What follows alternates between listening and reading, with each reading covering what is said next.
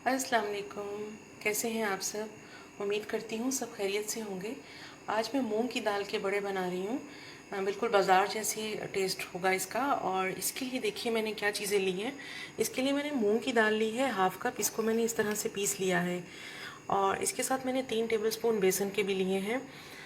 और यहाँ पे मेरे पास कुटी हुई मिर्च है, ज़ीरा है मोटा कुटा हुआ, और नमक, अजवाइन 1-2 चुटकी है। और यहाँ पे तकरीबन 2 पिंच मैंने लिए हैं, 2 चुटकी मीठा सोडा है, खाने वाला सोडा। ये अभी मैं इसमें शामिल नहीं करूँगी। सबसे पहले बाकी तमाम इंग्रेडिएंट्स को मिक्स करके और पानी के साथ इसे मैं एक बैटर तैयार करती हूँ। ये देखिए मैं मूंग की दाल डाल रही हूँ बाउल में, और इसके साथ ही मैं बेसन भी डाल दूँगी 3 टेबलस्पून तकरीबन। बहुत ज़्यादा नहीं डालेंगे बेसन। और ये बाकी तमाम चीज़ें भी डाल दूँगी। अब इन तमाम चीज़ों को पहले मैं चम्मच से मिक्स करके और फिर थोड़ा थोड़ा पानी शामिल करके एक थिक सा बैटर तैयार कर लूँगी।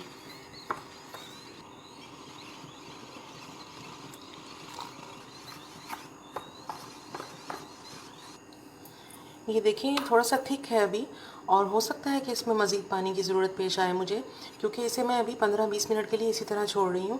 और मूंग की दाल का पाउडर है, ये पानी को जज़्ब करता है थोड़ा, तो हो सकता है मुझे इसके बाद थोड़ा पानी मज़ीद ऐड करना पड़े। 15-20 मिनट के लिए इसे कवर करके रख दूँगी। और उसके बाद जब आप बड़े बनाने लगें ऑयल में डालने से पहले, फिर मैं ये 2 चुटकी मीठा सोडा ऐड करूँगी और उसी वक्त इसको फ्राई कर लूँगी। तो अभी मैं इसे कवर करके 15 मिनट के लिए छोड़ रही हूँ। ये देखें, इसको 20-25 मिनट मैंने रख दिया था कवर करके, और ये काफ़ी थिक हो गया क्योंकि मूंग की दाल का पाउडर था और इसने पानी काफ़ी जज़्ब कर लिया। अभी मैं इसमें ये मीठा सोडा डाल रही हूँ 2 चुटकी, और थोड़ा सा पानी भी शामिल कर दूँगी इसके साथ। 2-3 टेबलस्पून पानी के डाले हैं मैंने।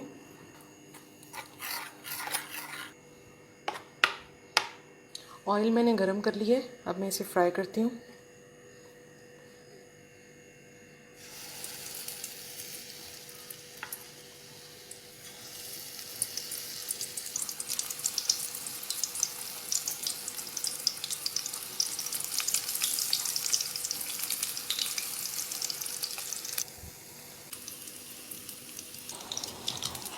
इसको हम तेज़ आंच पे नहीं बनाएंगे, वरना ये फैल जाते हैं एकदम से डालते के साथ ही, तो इसको हल्की आंच पे बनाएंगे। ये देखें कुछ मैंने पहले से बना लिए।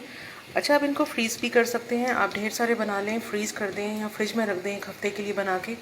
और जब भी आपने बनाने हो इसी तरह पानी में सोक करें 10-15 मिनट के लिए, और इस दही बड़े उसी वक्त रेडी हो जाएंगे आपके।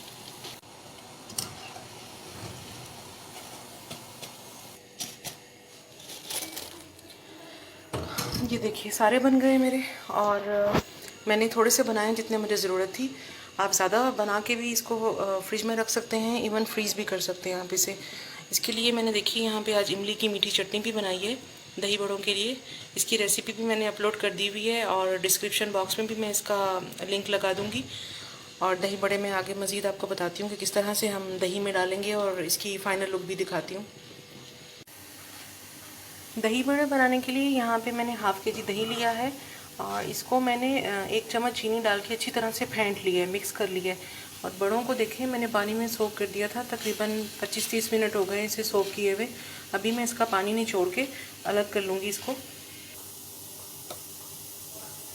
और इसके ऊपर इस तरह से दही डाल दूँगी। दही में जस्ट मैंने चीनी को मिक्स किया है, और कोई चीज़ नहीं है अभी। और इस तरह से इस पर थोड़ा सा चाट मसाला छिड़क दूँगी। और ये इमली की मीठी चटनी है, इसकी रेसिपी भी मैंने अपलोड की हुई है, और इसका डिस्क्रिप्शन बॉक्स में मैं लिंक भी लगा दूँगी। तो ये थोड़ी सी इसके ऊपर डाल दूँगी।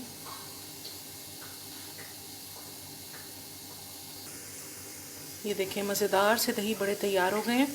आप लोग भी ट्राई कीजिएगा, और इमली की चटनी ज़रूर बना के रखिएगा, ये बहुत सी रेसिपीज़ में यूज़ होती है। और बस अपनी दुआओं में याद रखिएगा। अल्लाह हाफ़िज़।